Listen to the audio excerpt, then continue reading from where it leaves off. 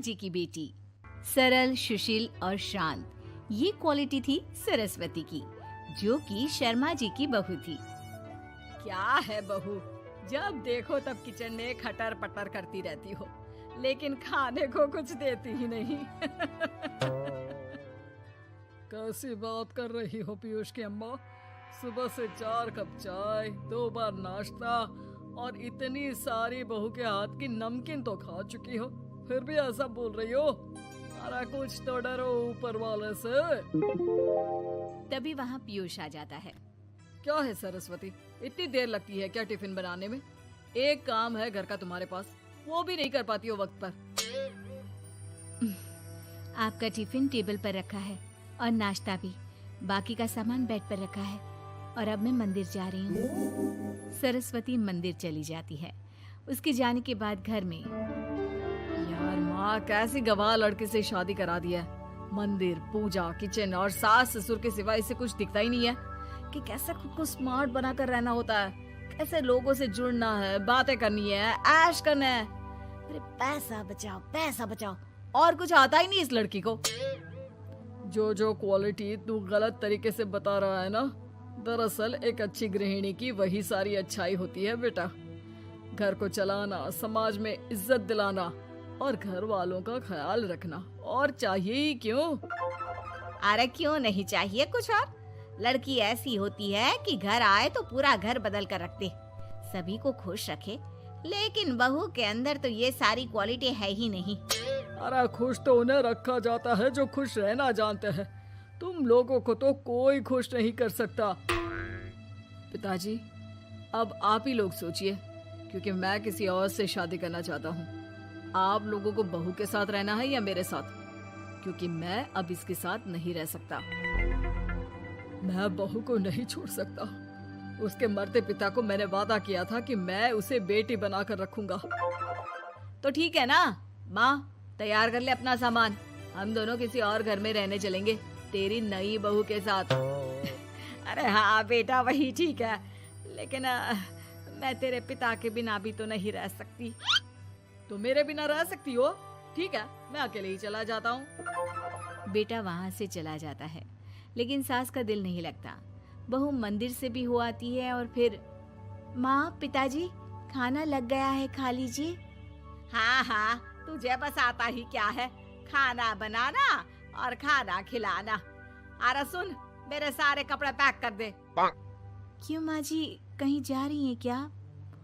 हाँ बेटे, ये अपने बेटे के साथ रहने जा रही है, लेकिन घबरा मत, तेरा पिता तेरे साथ है।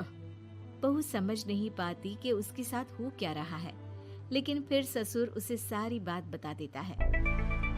बेटा, ये नई बहू कब आ रही है? मुझसे घर का काम नहीं होता। वैसे भी तेरी पहली निकम्मी बीवी ने मुझे किसी काम का नहीं छोड़ा। माँ, वो बस आने ही वाली है, और हाँ माँ, उसके आगे ना थोड़ा स्टैंडर्ड से रहना, क्योंकि वो थोड़े बड़े घर की लड़की है। उसका एक स्वैग है, स्वैग। तभी वहाँ एक बहुत सुंदर सी लंबी सी लड़की आती है। हे पीयूष, भागकर कैब से मेरा सामान ले आओ, और हाँ प्लीज एसी ऑन करके जाना। रीमा, ये मेरी माँ है। तुम चाहती थी ना कि मेरी माँ हम लोगों के साथ रहे। हेलो आंटी जी, हम लोग ना जल्दी शादी कर लेंगे, फिर मेरी जैसी टॉप लड़की आपको अच्छी बोलेगी। एक्साइटेड होंगी ना आप? पर नो इश्यू।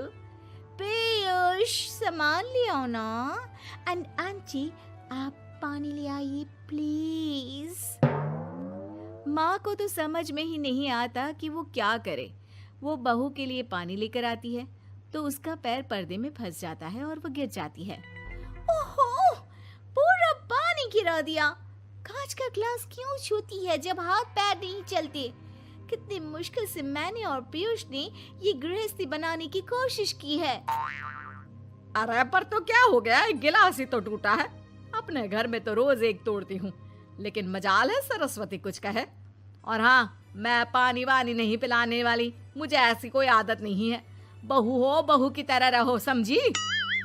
तभी वहाँ पीयूष आ जाता है, जिसे देख रीमा रोने लगती है।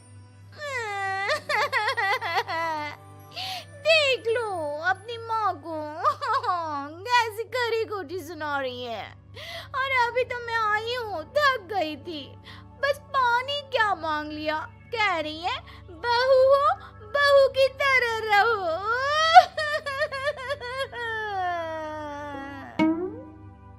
अरे यार माँ, समझा कर लाया था ना कि कैसे रहना है। माँ ऐसा करोगी तो मैं भी नहीं रख पाऊंगा तुमको हमारे साथ। वैसे भी आप ये समझो कि रीमा ने खुद कहा था कि माँ को साथ रखना।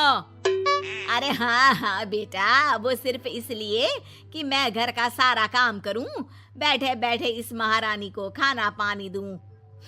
वैसे भी मैं जा रही हूँ, मुझे तो इस लड़की की शक्ल भी अच्छी नहीं लग रही। मेरी सरस्वती के आगे तो ये कुछ भी नहीं है। निकलो निकलो यहाँ से। मैंने सोचा था बिना पैसे का नौकर मिल जाएगा, लेकिन नहीं। कुछ लोगों को आदत होती है फ्री की रोटी खाने की। निकलो यहाँ से। पीयूष, धक्के मार कर निकालो इस औरत को यहाँ से। अरे ये कैसी बात बोल रही हो रीमा? ये माँ है मेरी, माना थोड़ी जिद्दी है। अरे वाह बेटा वाह, अभी भी तुझे मेरी ही गलती दिख रही है ना? कोई बात नहीं। माँ वापस घर आ जाती है। बहू, मुझे माफ कर दे बेटा, वो तो शैतान का नानी है। माँ, मैं उनके बारे में कोई बात नहीं करना चाहती। ये मेरा मायका है।